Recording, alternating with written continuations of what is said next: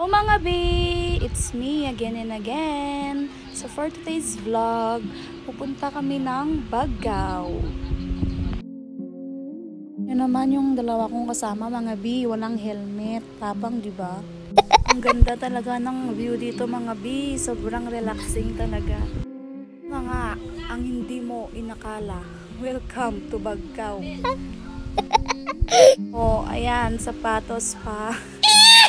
Legends knows kung paano yung daan dito, kaya dadamay na rin namin kayo. Mga B, stop over. Maglilinis kami ng motor. Yung dalawang bata dyan mga B, nanguhuli sila ng isda. O diba? Ang dami na nilang nahuli, ang galing nila. Tignan nyo yung ginagawa ng bata. Malakas pa ng agos. Mga B, kung gusto nyo rin palang magpansit sa Baggao, meron sa Lorna's Pansiteria. Nyo nga lang pala ang pangalan ni Aling Lorna Guzman.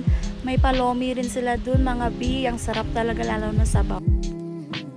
Pero naman, pag may pansit, may alak. So yan mga B, inom tayo. Nga palang kakalimutang i-like, share, and follow nyo ako sa mismong reels ko mga B ha.